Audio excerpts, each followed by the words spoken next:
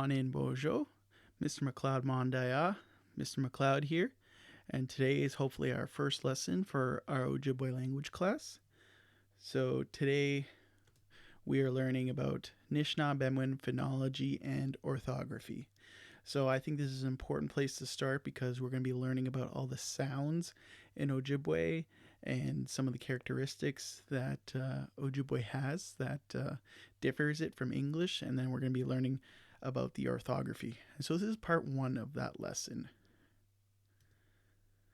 So, like I said, we're learning about Ojibwe's sound system and our writing system. Phonology is our sound system and orthography is our writing system. This lesson is going to be from the lens of Nipissing Nishnaabemwin.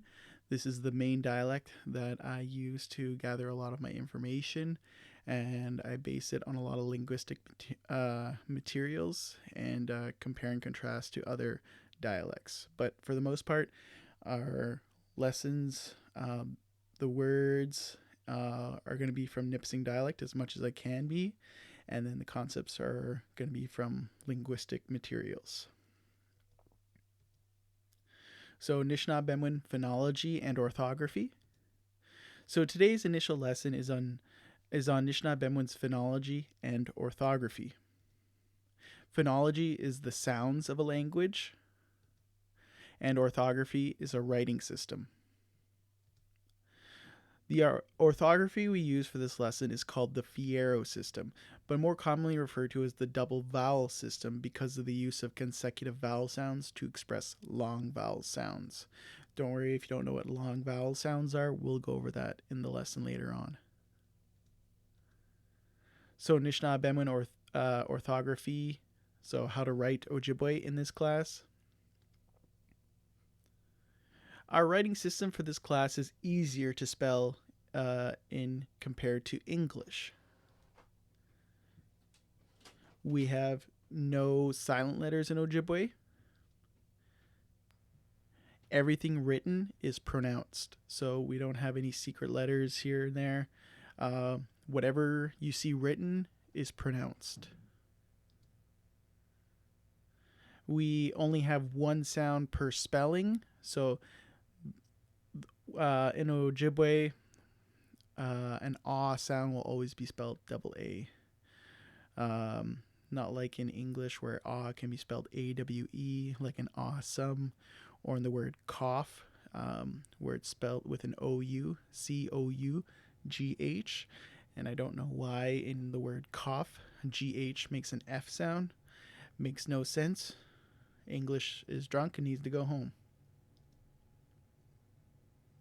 So using our system, there is no reason you should misspell any words or new words because the spelling is based on how the whole words are pronounced, how you hear them, and we don't have any silent letters. So as long as you're paying attention closely to how the word is pronounced, it doesn't matter if you've never heard the word before, you should be able to know how to spell it based on the sound chart that is given in this class.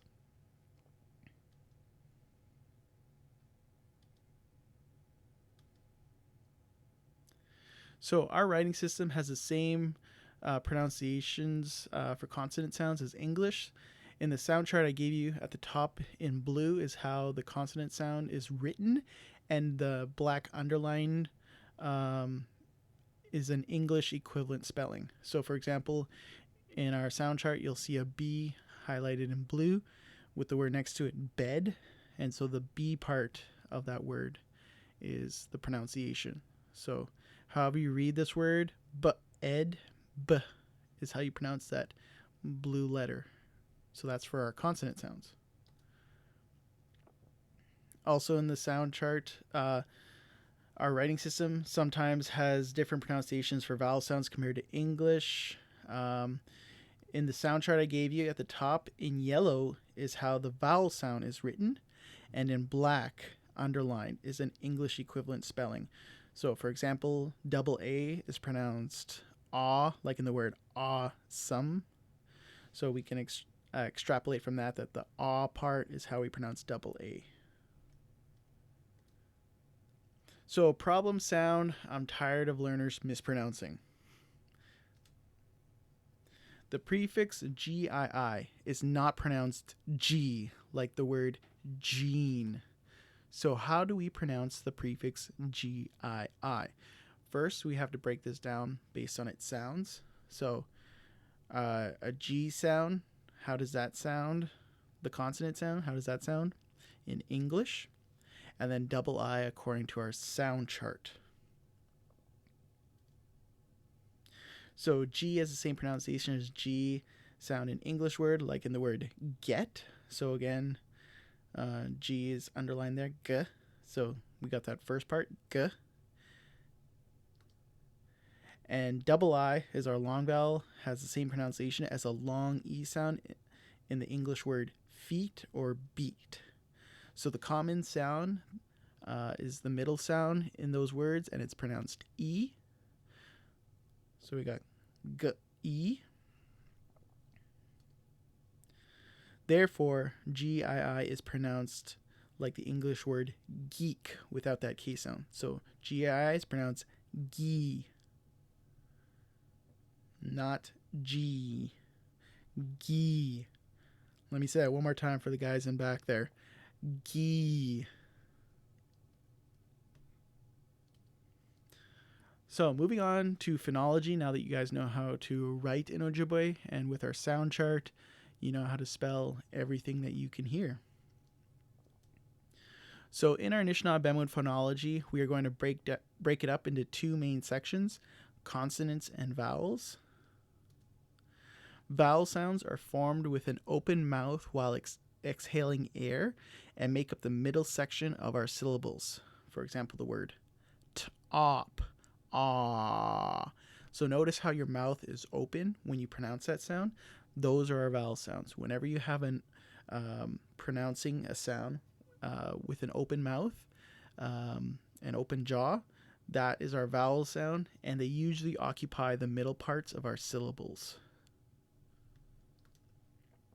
Consonant sounds are sounds we make with a closed mouth and or teeth while exhaling air, and are sometimes on either end of our syllables. For example, the word top. T. So we start off with a bit of a closed teeth, an open mouth there. T. Ah. P. So again, with that one, we start with a closed mouth, p, to make that p sound. So those are our consonants, or a definition of our consonants. So Nishnaabemwin vowel sounds. In this class, we divide up our vowel sounds into three categories. We have short, long, and diphthong. Short vowel sounds are spelt with single letters A, I, and O. So according to our sound chart, single A is pronounced like in the word about. I is pronounced I, like in the word it. And O is pronounced like in the word book. Long vowel sounds are mostly spelled with two consecutive vowel sounds. Mostly because we have one example that isn't. So double A we've gone over is pronounced aw, like is in awesome. Double I is our long E sound, E. And double O is our long O sound, pronounced O. And then E is another long vowel sound, and it's pronounced like in the word bed, ed. Diphthong vowel sounds are vowel sounds that end with our other consonant sounds, and those are W and Y sounds. We'll learn about other consonants later in this lesson. So we have AY, that's pronounced A. We have AAW or AW, that's pronounced, both those are pronounced ow, like if you stub your toe. We have an EW sound, that's pronounced ew. We have an IY, which is pronounced I. And we have an IIW sound, which is pronounced ew, like ew, ever sick. And so I don't have English examples for the EW one, ew, but everything else you can think of, a, bay, ow, ouch, I, captain, and ew, ew. Ever sick. So why do we need to know the difference in vowel sounds? So Nipissing Nishnaabemwin dialect uses syncopation when pronouncing words, sentences, phrases, etc.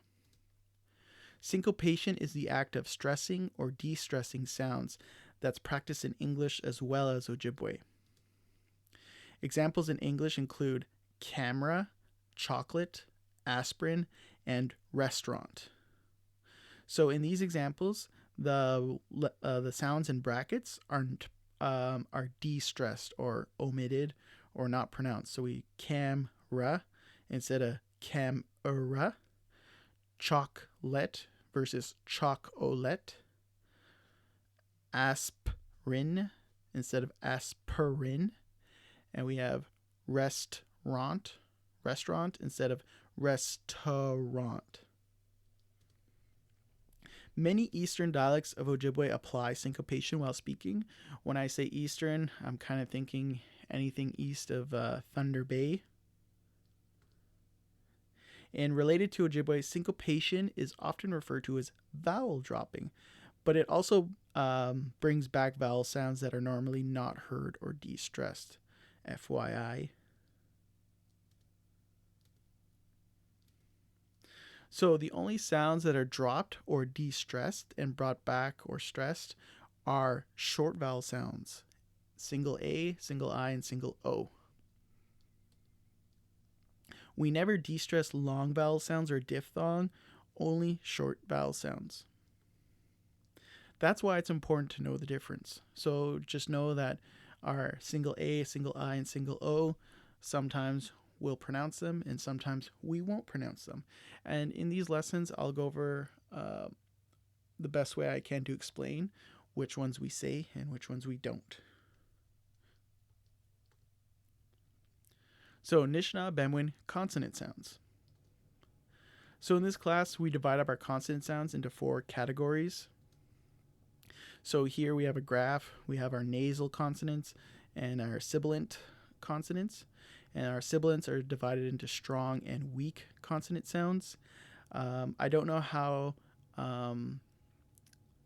applicable this is to Nipissing Nishnaabemwin. I don't have a strong phonology studies background in Nipissing Nishnaabemwin. But in some dialects, it's really important to know the difference between a strong consonant and a weak consonant, because then you know when to switch between those two sounds. So all of our strong and weak consonants are in Nipissing Nishnaabemwin are sometimes interchangeable, but in other dialects they have a method to their madness. So our nasal consonant sounds are M, pronounced M, like if you eat something tasty, you go that's good. Our N's are pronounced just as they are in English, N, like no way. Moving on to our sibilants. So our first strong one is an S sound, S, like a snake. And the weak version of our sibilant is a Z sound, like a bee buzzing around. Z. Next, we're moving on to our next strong sibilant, which is an SH sound. This is a sh sound, like when you're trying to tell someone to be quiet. Shh. And the next one is our next weak sibilant sound is a ZH sound. Zh. This can be found in English words like a, ja, a, ja. So the next 2 categories that we have are our consonant sounds. We have our stops and affricatives, and again, we have strong and weak versions of both.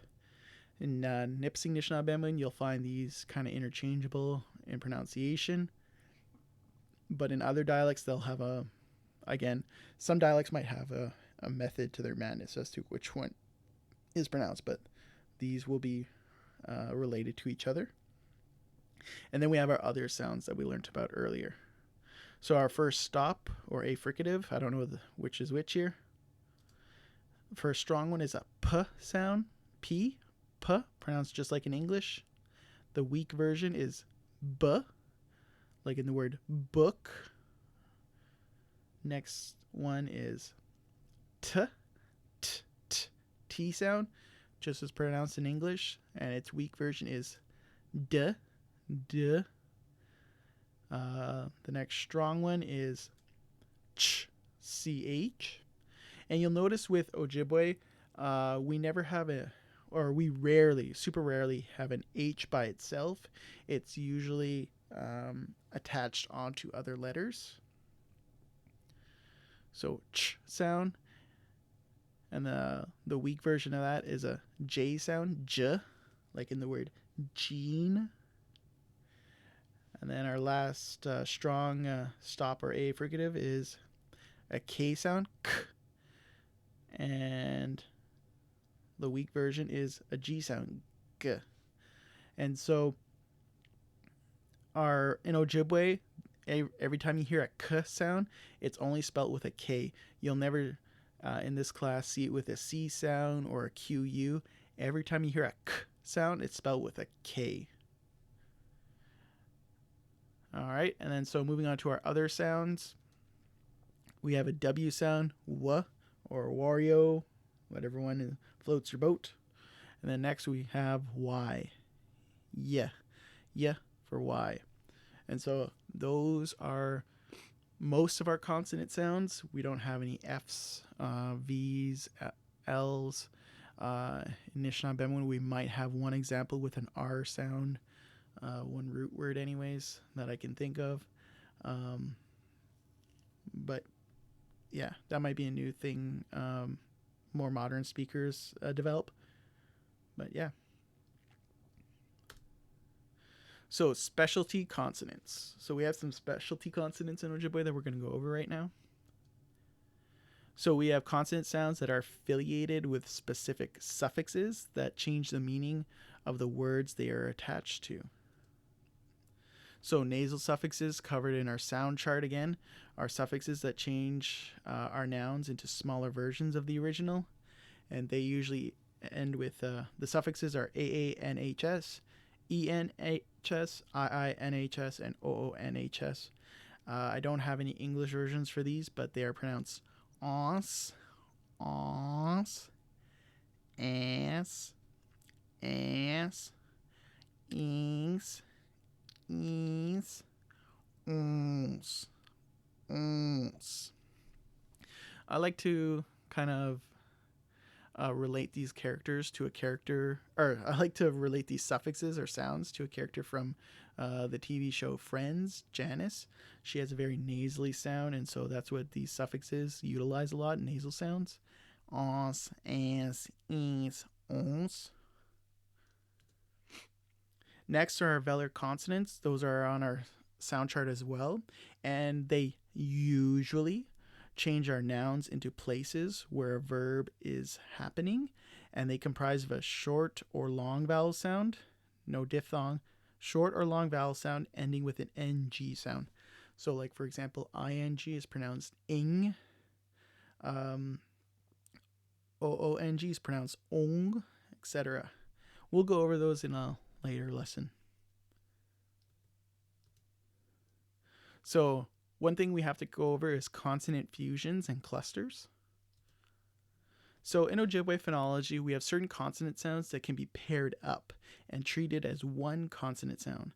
These in this class in particular are called consonant fusions. Specific consonants can precede and or follow consonant fusions to form our consonant clusters. In this situation, we will have 3 consecutive consonant sounds. So usually a W sound follows a consonant fusion, or 2 consonants together, but not always. And we'll go over as many as I can illustrate later in the lesson here. I don't know why the following graphic was organized like this. I'm mostly following Dr. John Nichols' research and added my own contributions where I thought they would be placed. So linguistically, some of these might be placed in the wrong area. I was just kind of eyeballing it and seeing kind of like how I would imagine that these would fit. So try not to make sense of why the the following graphic is organized the way it is. I'm just going off of the research I found and inputting my own contributions. So we're going to have our consonant fusions on here. So again, our consonant fusions are two consonant sounds that can be paired up together. And so we have a shp, shp, mb, mb, a pk or pk, st, sht, nd, md, nz, ns, nj, nj, zn, sn, sk, shk, and ng. So some of these don't, I couldn't come up with clusters. So we're just going to go into straight in examples that have the consonant fusions in those words from our Nipissing dictionary. So for shp, we have shpeming, shpeming. For mb, mb, we have become bide, and that become kind of goes like with that one as well, but we have another example for that one. And then we have for nzh, janj, janj. Now I believe we're moving on to our consonant clusters. So we're going to start adding third consonant sounds to these. So for this one here, st, we can either follow with an M sound or an N sound. This example here has an M sound following it. So zostmon, zostmon. This one here has an N sound preceding our consonant fusion. So nstigwan, nstigwan.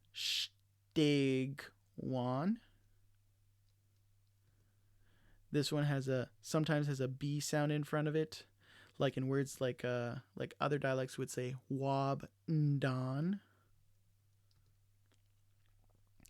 Moving over here, this N sound precedes the ZN sound, like in the word jesin znon, jesin znon. K sounds precede the SN sound, gbok snon, gbok snon. And then we have M or N sounds preceding SK, or M and N sounds preceding SHK. Now I believe we're moving on to the most common consonant clusters you'll come across that have a W sound preceding everything that's hasn't been covered here yet. So you can see how W's just take over everywhere. So some of these, like these ones in particular, can have two variations where you have a MNSK or SKW, MNSHK, or SHKW sound. And then this one here, either BND or NDBW. So moving on to this first one here, we got PKW sound, and we have the word pquaquid, pquaquid. That one's a bit trickier to say, especially because it's at the beginning, but that's how we have our consonant clusters there. So this one here, we elected to use the W version, so we didn't use a B version. So we have psindwe, psindwe. We have NDW in a row there. Next one we have MDW, like in the word mdwewe, mdwewe. So again, three consonants in a row, our consonant cluster. Moving on to NZ with a W. We have nzwug, nzwug. Moving on to our NSW, nswe, nswe. NSW, and then E. Some dialects pronounce it with an I sound. Moving on to NJ with a W. Ganjweb nun, ganjweb nun. And then moving on to this example up here, we have squaw, squaw. So this particular example has 4 consonant sounds in a row. S, k, w, w. And so squaw, that's a particularly interesting one. Next one, squandem. So we have sh, like no m or n sound. So sh, k, w, w, squandem. And next we have ng with a w, like in the word ngwagun, ngwagun. And so we have ngw all in a row right there. Miigwech besindweeg nongum misae aja. Thank you all for listening to me today. That's it for now. So that's our first lesson, and now we're going to go over the worksheet so you know what's expected of you there.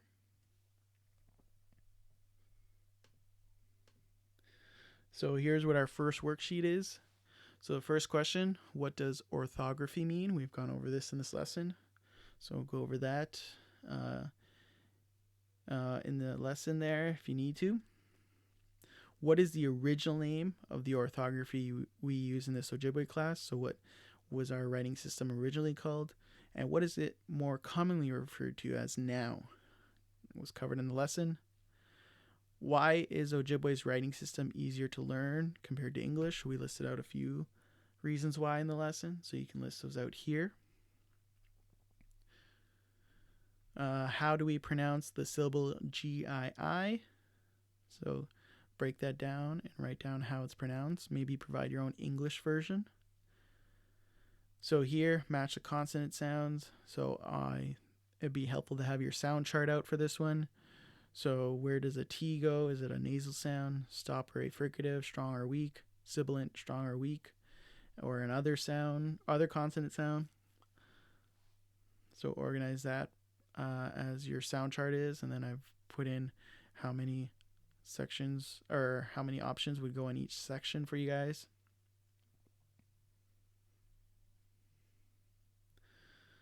Question 6, what type of vowel sounds are created when you take a vowel sound and add an other consonant like W or Y? So on your sound chart, there are certain sounds that have a vowel sound followed by an other consonant. So what are they called according to our sound chart? Number 7, what are our 4 nasal consonant suffixes? What noun form are they used for? So this is the one where we use our Janus noise from Friends, our nasal sounds. So I didn't cover in the lesson, but the answer is what noun form? The diminutive noun form. I should have had that in the PowerPoint, but in case you didn't know, diminutive. So what are velar consonants? Again, we covered that, and I didn't say the noun form that they cover. So again, that answer is locative. Locative. But we did go over velar consonants and when they are mostly used. So why is it important to understand the difference between long and short vowel sounds? So again, we went over this. What is syncopation? We went over this and where it applies to. And so go back to the lesson if you don't remember. So we have to list our short vowel sounds. It should say list short and long vowel sounds. So we have 3 short vowel sounds, 4 long. Please write them in the spaces provided.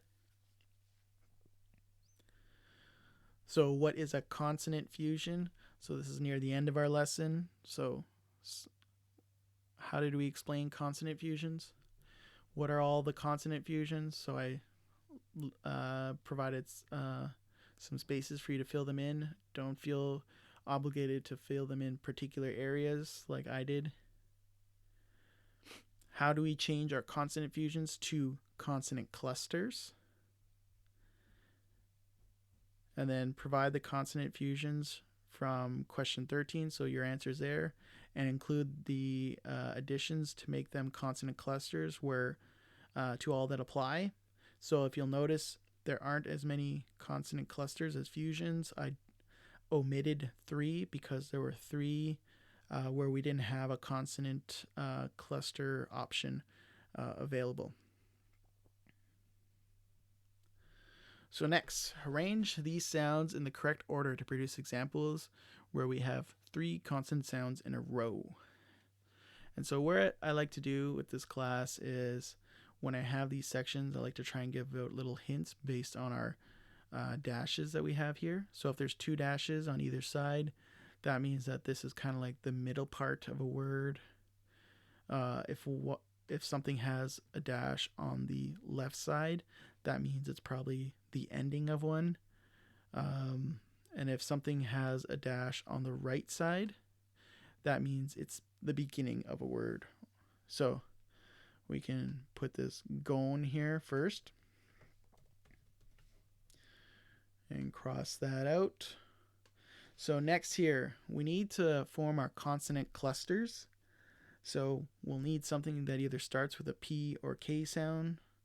And go back to our examples here. If we have anything with a P or K sound right here, P, K. So we wouldn't go gone and then a K and a P. We go with P, K. Cross that out.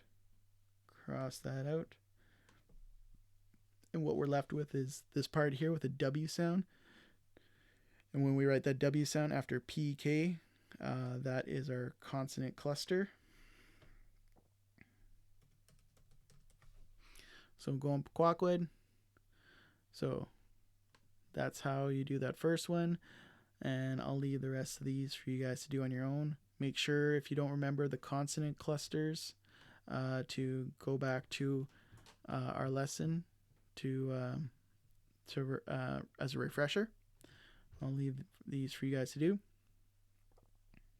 So rewrite the following words in with the appropriate sounds dropped or omitted to produce examples where we have 3 consonant sounds in a row. So again, I'll model this for you. So mushkemut is the full version of the word. We need an example where we have 3 consonant sounds in a row that follow our consonant clusters here. So, for example, do we have a SHKMD in these? Let's see here. I'm not seeing an SHKMD. So maybe another one is MSHK. So we got a MSHK. There's one.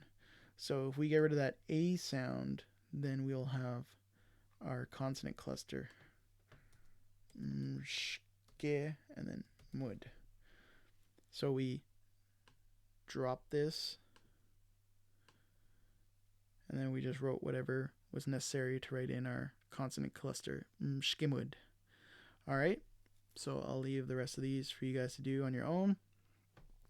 That's it for today's lesson. Miigwech minabsindwe egnongum.